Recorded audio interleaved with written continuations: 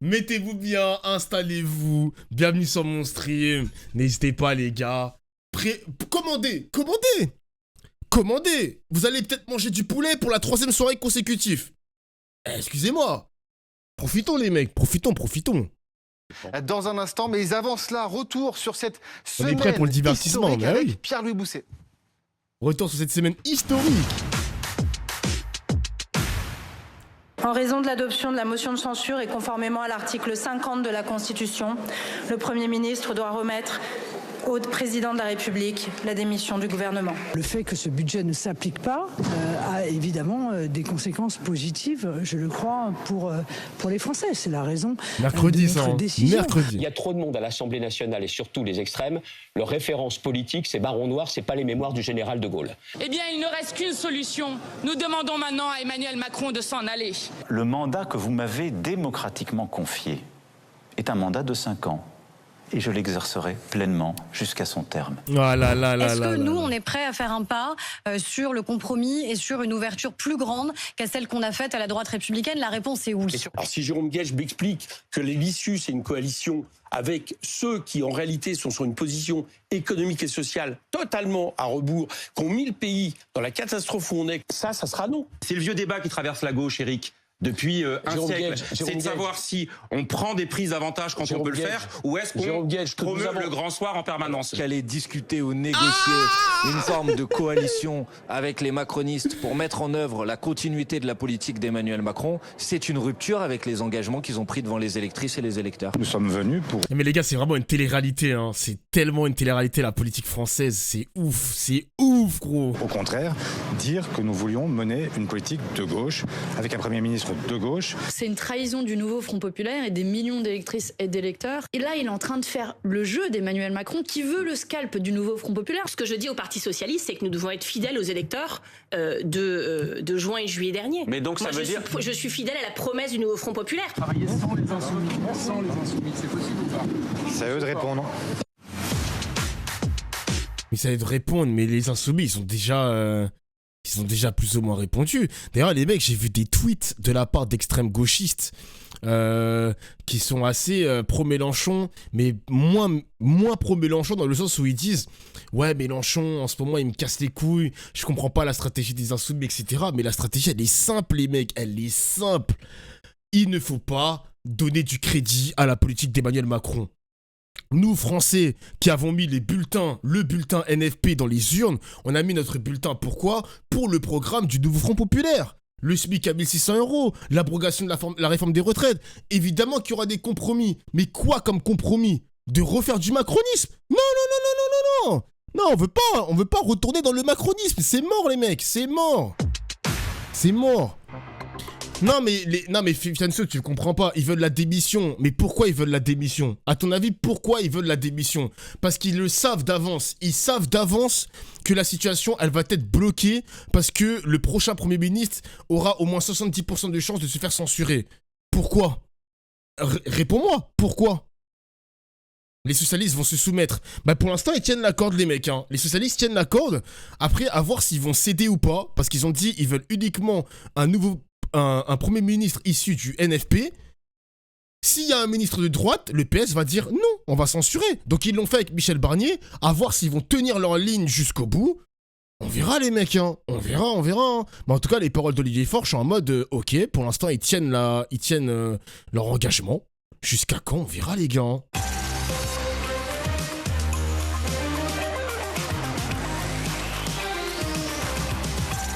J'ai envie d'y croire encore un petit peu les mecs.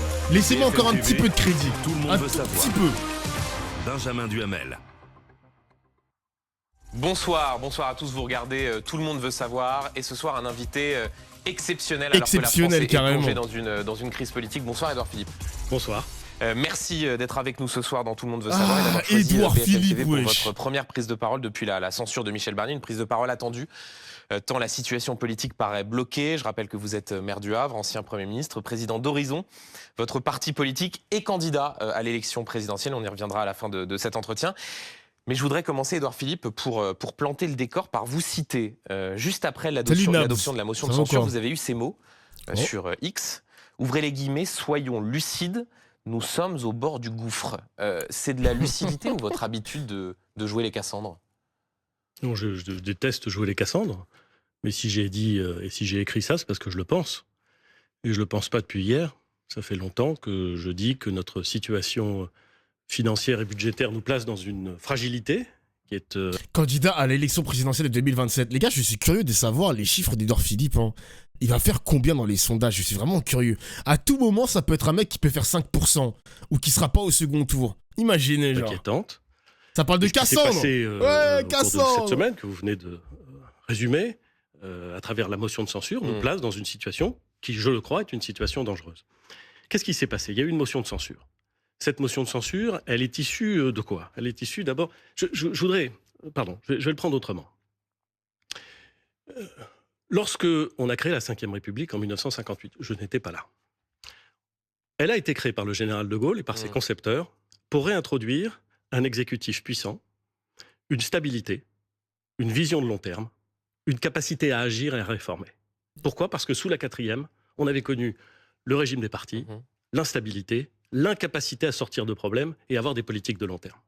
Bon, qu'est-ce qu'on observe aujourd'hui? On observe une situation où lorsque le président de la République aura nommé un Premier ministre, peut-être la semaine prochaine, on aura eu 4 Premiers ministres en un an. Donc l'instabilité, elle est là. C'est quoi, c'est une crise de régime? La capacité à voir à long terme, elle a quasiment disparu. Le régime des partis, il est exactement en train de revenir. Tout ce qu'on a entendu depuis cette semaine, et d'ailleurs en vérité tout ce qu'on a entendu depuis 6 mois, tend à montrer qu'en effet le régime des partis est en train de revenir. C'est donc... On retourne à la 4e République. Il est en train d'expliquer qu'il y a une crise de régime dans la 5e République. Peut-être qu'Édouard Philippe pourrait proposer la 6e. Peut-être qu'il pourrait le proposer, les mecs. Est-ce que le journaliste va le relancer sur ça? On n'est pas très loin d'une crise de régime. Et je voudrais insister sur la gravité. Vous dites. Pas très loin d'une crise de régime. On n'est pas très loin d'une crise de régime.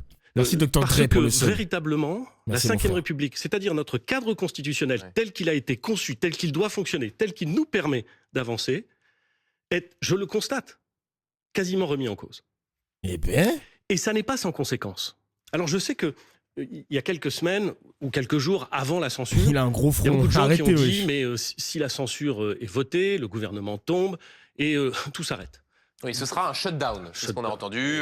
Un arrêt brutal. Disant même les cartes vitales ne marcheront plus. Visiblement, ces arguments-là n'ont pas convaincu les uns et les autres de ne pas voter la censure. Je crois qu'ils sont excessifs, mais surtout, je crois que même s'ils sont excessifs, ils ne disent pas ce qui est plus inquiétant. Ils sont excessifs parce que l'État va continuer à fonctionner. Le président hier a eu raison de dire... D'ailleurs, la 4e République, je ne connais pas les faiblesses parce que moi, mes cours d'histoire, c'était il y a longtemps, les mecs. Mais il ne faut pas oublier que la 4e République, elle était là aussi pour reconstruire le pays qui sortait de la guerre. Donc, c'était pour remplacer le régime de Vichy et aussi pour gérer les défis liés à la décolonisation. Parce que vous savez que les Français ont perdu tous les pays sous domination coloniale française, et puis française, ouais, c'est ça. Et puis voilà, avec le truc des régimes de parti, je sais pas exactement ce qu'il veut dire par là, mais ce bon vieux Édouard Philippe, il va pas intérêt à me faire de la langue de bois toute la soirée là, ça va m'énerver les gars, je vous le dis, ça va m'énerver. Hein. Dire que le gouvernement proposerait une loi spéciale de façon à ce qu'on puisse lever les impôts, donc assurer les dépenses. C'est pas aussi simple que ça paraît, parce que on sait pas très bien ce que c'est qu'une loi spéciale. Hein. On sait pas si on peut modifier la façon dont on a prélevé les impôts l'année d'avant. Pour expliquer à ceux qui nous regardent, Édouard Philippe, la loi spéciale, c'est pour prolonger le budget 2024 sur l'année qui suit. Exactement. Et donc la question, c'est est-ce qu'on sera capable de remettre des choses qu'on avait imaginé mettre dans le budget de 25 dans la loi spéciale? C'est assez peu probable. Mais passons, je veux pas rentrer dans la technique. L'État va continuer à fonctionner, certes. Mais il y a beaucoup de choses qui vont aller beaucoup moins bien. D'abord parce que cette instabilité politique manifeste, 4 premiers ministres en un an, manifeste. Elle a un coût. Elle a un coût politique, elle a un coût budgétaire, elle a un coût financier. Les marchés, c'est-à-dire ceux qui nous prêtent, nous font moins confiance, donc nos taux d'intérêt augmentent. Qu'est-ce que ça veut dire que nos taux d'intérêt augmentent? On peut se dire, le taux d'intérêt, on s'en fout, le taux d'intérêt, c'est technique, les taux d'intérêt, c'est financier. Ça veut dire quoi? Ça veut dire que nous allons chaque année consacrer de plus en plus de moyens à simplement payer les intérêts de notre dette. La charge de la dette, ça doit être environ 50, peut-être un peu plus maintenant, milliards d'euros. C'est plus que ce que nous consacrons à l'éducation nationale. Ça veut dire que chaque année, nous autres Français, nous payons plus cher les intérêts de notre dette, je ne vous parle même pas du capital, les intérêts de notre dette que ce que nous investissons pour la jeunesse, pour l'avenir de la France, pour la puissance de la France. Mais donc, Édouard Philippe, c'est fou, et ça va continuer. Et vous savez ce qui va se passer aussi ? Si les taux d'intérêt continuent à augmenter, ça veut dire une crise du logement qui va s'aggraver. Ça veut dire donc une politique du logement et une capacité des Français à entrer sur le marché de l'immobilier qui va être plus difficile. C'est important ce que vous dites. En vérité... Mais cette crise-là, en dehors de la motion de censure, il est en train de fustiger un peu le bilan d'Emmanuel Macron, parce que tout ce qui se passe ici, avec les intérêts de la dette, etc., c'est uniquement de son ressort. C'est uniquement de sa faute. Il apporte quoi, du coup, exactement, Jutora ? Il sert uniquement à donner le constat, à partager le constat que les intérêts, on va finir par les payer, etc. Mais c'est la faute de qui ? C'est la faute de qui, genre ? Merci pour le constat, mais tu apportes quoi à l'émission, monsieur ? En vérité, nous sommes en train d'aggraver la crise économique qui est là. Nous sommes en train de casser des perspectives pour des millions de Français. Notre influence et notre rayonnement diminuent. Nous l'avons vu. Signature par l'Union européenne, par la Commission du traité Mercosur. Rejet, non, la vérité, c'est que... Oh, d'ailleurs, les mecs, c'est une dinguerie, les gars. Vous voyez ce que c'est le Mercosur, les mecs ? C'est le traité de libre-échange entre l'Amérique du Sud et la France, avec l'Union européenne, pardon, qui va faire beaucoup de mal avec les agriculteurs. Eh bien, vous savez ce qu'ils ont fait, les macronistes ? Écoutez bien, les mecs, à quel point c'est une dinguerie. Ils ont signé, Van der Leyen, présidente de la Commission européenne, a signé le traité Mercosur avec les autres présidents de l'Amérique du Sud. La France est contre, la Pologne est contre, et les autres pays, ils sont à peu près OK. Eh ben les mecs, les macronistes, ils ont dit que c'est la faute du RN et de la gauche qui a le traité du Mercosur. Est-ce que vous vous rendez compte, le chat ? Ils sont en train de nous faire porter le chapeau.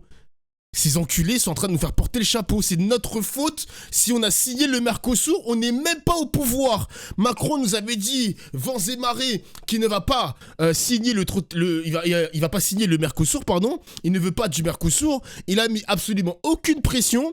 Et comme il y a une motion de censure, il est en train de nous faire porter le chapeau du ralliement au Mercosur. Et tous les macronistes, vous pouvez le voir, hein, Priska Thévenoud, y a qui encore Elisabeth Borne. Vous voyez, la plupart des tweets des macronistes, ils mettent tous la faute sur l'extrême droite et sur la gauche. Je n'ai jamais vu ça. C'est de ma faute. C'est de notre faute, les mecs. C'est de notre faute si on a signé le Mercosur maintenant. Vous vous rendez compte ? Est-ce que vous vous rendez compte du macronisme ? Qu'est-ce que c'est que le macronisme maintenant ? C'est abusé, gros, c'est abusé. Et lui, il fait pareil, Édouard Philippe, cet imbécile d'Horizon, donc le bloc central, qui est pro-Macron, évidemment, qui est en train de nous faire porter le chapeau aussi. Non, c'est vraiment abusé, gros.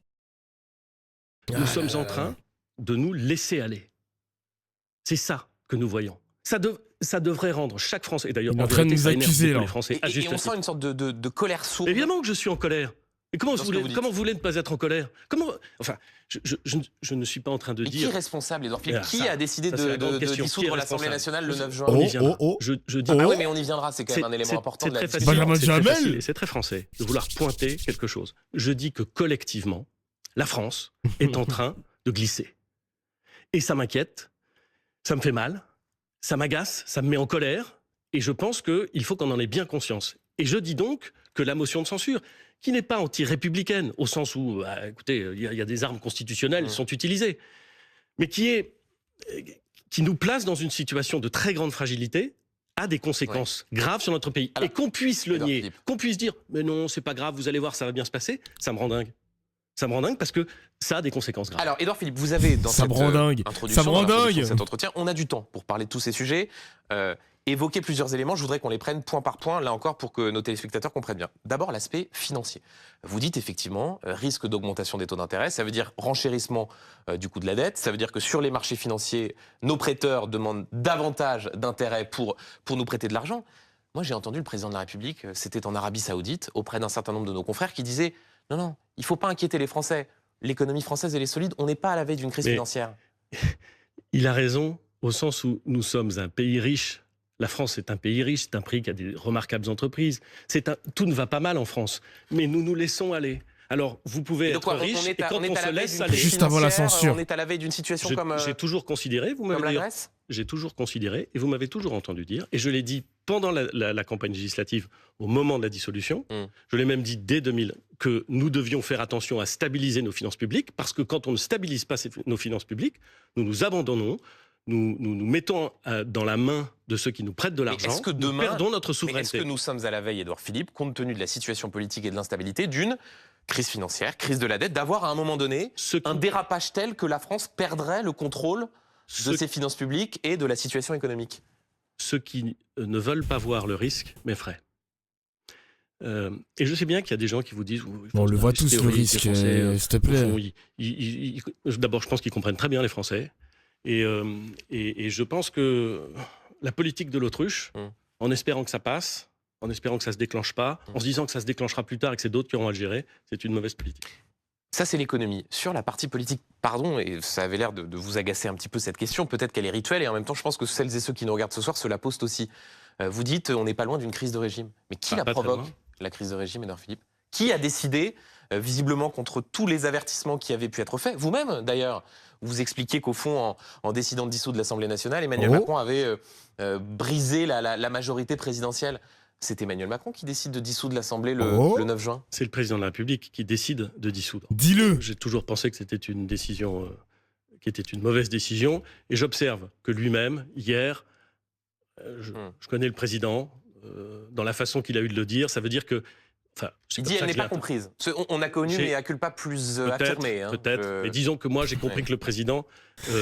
Ouais, et j'avoue, Macron c'est un malade. Il a dit... j'ai dissous l'Assemblée nationale, j'ai raison, et vous ne comprenez pas. Ça sous-entend qu'on est des imbéciles. On est des imbéciles parce qu'on n'a pas compris la décision d'Emmanuel Macron. Mais c'est malade, c'est un malade ce mec.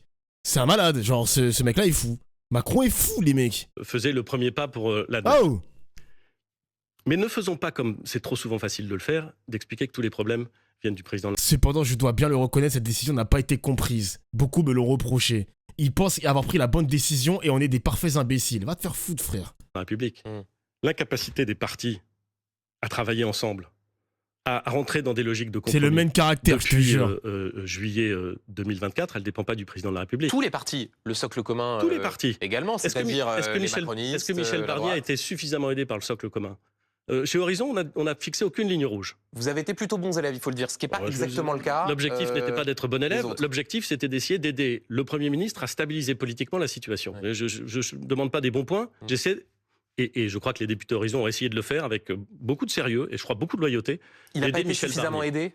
Enfin, reconnaissons qu'il n'y avait pas de contrat de coalition, et on ne peut pas dire que l'ensemble des forces politiques qui composaient ce socle commun un peu fragile aient été au rendez-vous d'un soutien solide, résolu, déterminé à Michel Barnier, qui en avait bien besoin. Bon, et aujourd'hui, qu'est-ce qu'on constate? Des petits bougets, avec des lignes rouges dans tous les sens. On revient, mais on revient au régime des partis, je ne peux pas dire mieux. Je suis président d'un parti politique.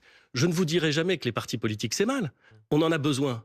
Mais on n'a pas besoin d'un régime de partis. On n'a pas besoin que les partis politiques, entre eux, prennent posture sur posture pour pas faire avancer le pays. Voilà. Et donc ça, c'est pas lié au président de la République. C'est lié à la capacité des responsables politiques à dépasser le moment et à penser à leur pays. Mais simplement, cette dissolution, et la censure qui s'en est suivie, c'est une preuve de plus qu'il ne fallait pas dissoudre l'Assemblée nationale? C'est les Français qui ont voté. Ouais. Le président de la République a pris la décision de dissoudre. Peut-être c'était une mauvaise décision, mais enfin, il a pris la décision de dissoudre. Ensuite, les Français ont voté. Et ils ont beaucoup voté. Tout le monde reconnaît que la participation aux élections législatives en juin et en juillet a été supérieure à ce qu'on avait connu depuis longtemps. Bon, ils ont voté. Qu'est-ce qu'ils ont dit? Ils ont dit quelque chose qui ne donne de majorité à personne. À absolument personne. Et vous savez, là aussi, c'est assez intéressant. Pendant très longtemps, j'ai entendu, lorsque j'étais étudiant, c'était vraiment longtemps, et puis depuis, que en France, le fait qu'il y ait des majorités stables, qu'il y ait des majorités dures, qu'il y ait des majorités massives, rendait difficile la culture du compromis. Ce que je constate, c'est qu'il n'y a pas de majorité aujourd'hui, que je ne vois pas la culture du compromis progressif. Le problème, c'est la 5ème République, comment on ne peut pas le voir. Mais les mecs, encore une fois, j'attends de voir les journalistes qui commencent à parler de la Constitution, les limites de la 5ème République. On a vu Édouard Philippe faire une mention de la 4ème République, de la 5ème qui montre ses limites, etc. Peut-être que le discours va rentrer dans le champ médiatique, dans le champ politique, où pour l'instant, il n'y a que la France insoumise qui a remarqué que la 5ème République est vétuste, il faut la changer, parce qu'elle est un peu vieillissante, et elle montre aussi ses limites, on l'a déjà vu, mais peut-être que le RN, peut-être que les macronistes vont finir par comprendre que, oui, la 5ème République ne nous permet plus, à présent, d'avoir les mains libres de gouverner un pays et d'avoir une vision long-termiste. C'est compliqué, les mecs, et oui. Mais j'y crois, ça va finir par venir petit à petit. Il y aura peut-être des petits reportages, des petits constitutionnalistes qui vont nous expliquer sur les plateaux de télé que la 5ème République est nulle à chier. Faut attendre, faut attendre. T'es optimiste, c'est pas dans leur intérêt de tout changer. C'est pas dans leur intérêt, mais si on pouvait rentrer un petit peu dans ce genre dans ce genre d'arc, dans ce petit arc où t'as des journalistes qui nous parlent des limites de la 5ème, des points faibles et des points forts. Moi, je mange, les mecs. Pourquoi pas? Pourquoi pas? Pourquoi pas? Si être beau est un crime, alors tu es innocent. Hein? Il veut me draguer ou quoi? Je vais mettre play, les mecs. Je vais mettre play. Je crois qu'il m'a pas dragué, là. Il m'a insulté, je crois. Je crois qu'il m'a insulté ou il m'a... Je sais pas, Bon, bref. Et que, en revanche, ce qui est clair, c'est que le pays a du mal à être gouverné. Et on va rentrer dans le détail, je suis pas fou. Puisque vous évoquiez effectivement les uns et les autres qui avancent des lignes rouges, même s'il y a quelques évolutions. Et là encore, on va rentrer dans le détail précisément, puisque la question qui se pose ce soir, et